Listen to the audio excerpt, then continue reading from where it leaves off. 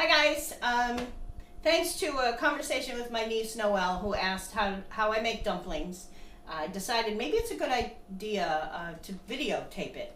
So, in my house, to me, Thanksgiving is always really comes when the dumplings are done. By boiling up the carcass, making the turkey broth, and then making turkey and dumplings. For some reason, that just always resonated as Thanksgiving. Clearly, since we're using eggs and flour to make the dumplings instead of Bisquick or some other mix, it's going to get a little messy. So, nod to Carol Jones. Thank you. I'm wearing your apron, the one you gave me. Started out yesterday, Thursday after Thanksgiving. Boiled up the carcass. I pulled all the meat off ahead of time and I put it in a container to save. And I left some pretty good chunks on the carcass. Broke it up real well, put it in my big stock pot, covered it with water and simmered it for about 2 hours, stirring consistently.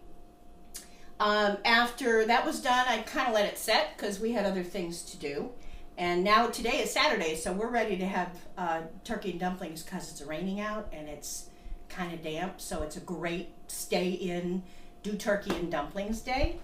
So I have put a colander in my pan that I'm going to use to cook the dumplings.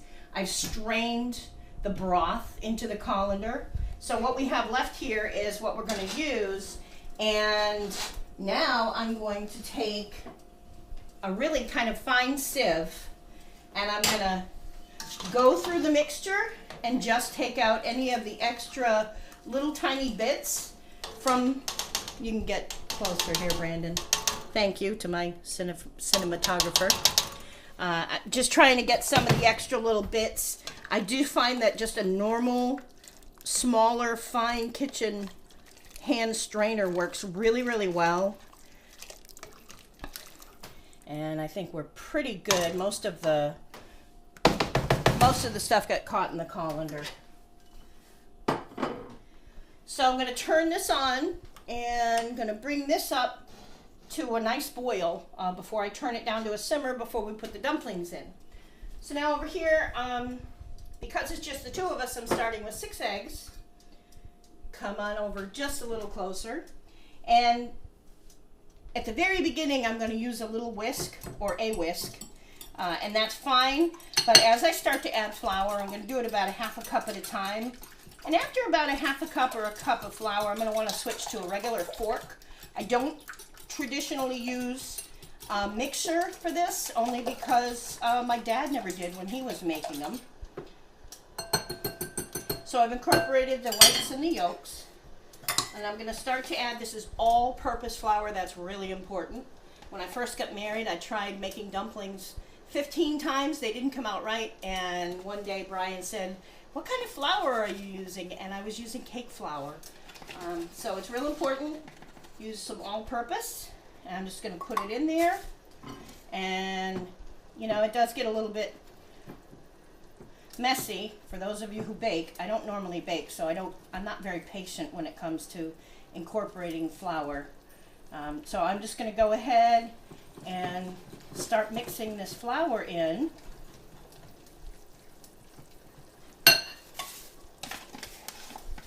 So I'm up to about a cup. It depends on the size of the eggs, of course, but I think you're going to end up with approximately 3 cups, 2.5 to 3 cups of flour for the eggs. My eggs are kind of small today, so it may be less than that. So far we've got 1 cup. So I'm just going to mix that in really well. I find this is always a good arm exercise, actually. And the reason that we decided to videotape this is because, you know, watching my dad cook, and I'd say, you know, how do you do that? Or after I got married, I'd call him and say, how do you make this? And you know, you get the ever popular, just mix it till it looks right. So it's hard to do that if you don't really know what you're doing. So I'm going to continue to add in the flour. I've got the broth came up to a boil here, so I'm going to turn this down to a simmer. And going to continue to mix the flour till we get to the end stages so I can show you what it looks like before I start dropping the dumplings. So we'll see you soon.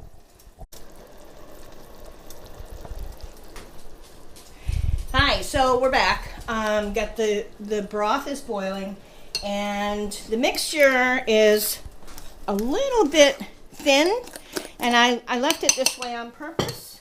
I actually want to show you what happens so that it's easier for you to tell if your mixture is too thin.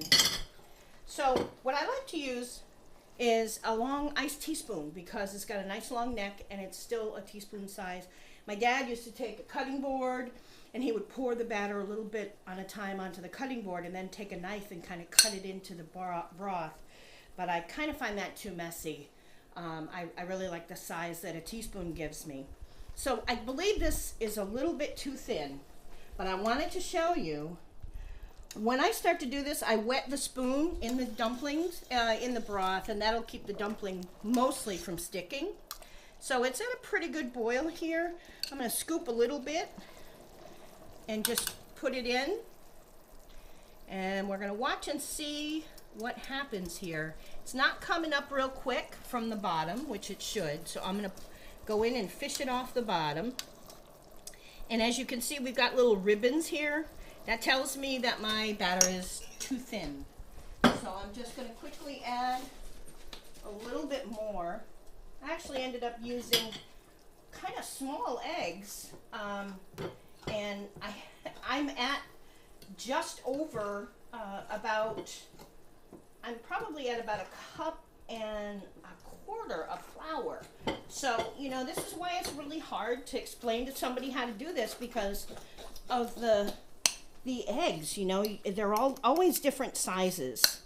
So I normally use large or extra large, and with 6 of them, that would be 2.5 to 3 cups of flour. So I am using, here's the fork. So we're going to try this again. I'm going to come on over. You can see that the dumpling looks okay, but there are little threads. If you like them thinner, that's okay. You can do that. But that's not how I usually do it. So I just pulled a little off the side, and I'm going to go ahead and continue to do that. Let them drop in. I continually wet the spoon. And usually what happens with me is, again, I get impatient, and at the end I'm putting more and more dough on the spoon. But you can see that they're actually starting to pop up. And the other thing is that you definitely want to slow down every once in a while because, of course, the eggs were cold. So as you're adding this to the hot broth, it's gonna slow down. You're gonna have to wait a little bit just to have it come back up to a boil. So I'll continue to do this. And once you run out of room in the pan, or you think you're out of room on the bottom, I just kind of go right through the dumplings, push it through, and tap it on the bottom to release it. And this is obviously if we have a lot more dumplings. So I'm going to continue to do this, and we'll see you in a few minutes. So we're almost done, and I kind of told you about my little trick to tap on the bottom of the pan. I'm almost done with the batter, and I'm just finishing up, kind of moving my pan around and visualizing the bottom. The other thing that I wanted to mention for those of you who really don't know how to cook up a carcass, I did not use any vegetables. I don't normally do that. I also did not use a brined turkey because, of course, anything used at the beginning is going to influence the flavor. I don't cook my turkey stuffed, so that's never a problem. But what I do is I take, of course, all the cooking juices from the turkey and any leftover gravy, and of course I put in salt and pepper. But that's really about it. When it comes to the broth part, I really kind of like. Okay, so we're all done putting our mixture in here. I'm just going to put a little bit of pepper. I'm not going to put any salt yet because I want to taste it after the dumplings are cooked. The dumplings might actually soak up some of the salt, so I don't want to do that while they're cooking. So we can see that they're pretty pillowy.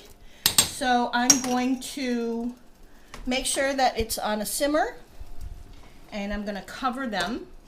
And we're going to cook them for probably about 5 minutes while we kind of clean up everything here. And then I'm going to get my turkey just chopped up, and I don't add it to the pan because, again, while the dumplings are cooking, if I add the cold turkey, it's going to stop the broth from simmering. So what I like to do actually is just put the chopped turkey in the bottom of a big bowl, like a pasta bowl or a flat bowl, and then pour the dumplings over it, and that's plenty to warm up the turkey. So we will see you in a few minutes with the hopefully delicious final product. All right, so we've been simmering for about 5 minutes. You know, these are pretty pillowy, so they're not going to need a lot of cooking time. So I'm just going to show you what to look for. I'm going to try and grab a really fat one. Show you what to look for to make sure that they're cooked. I'm just going to cut it in half. And the inside should basically look cooked. It's almost going to have the it's going to look like the inside of bread. But it is definitely cooked. So then, here, Brandon, why don't you finish up? Okay? Okay. So, final step is, first thing to do, we've got our turkey that we've chopped up here. And what I like to do is I just take a whole bunch and put it in the bottom of the bowl. Get it all like this. And we take our soup ladle. We just ladle it all in here. Make sure you get a nice bit of broth too, because that's gonna really add the flavor. And then I'm going to test it for your salt. Yep. Just put a little bit of salt there. Just try it out.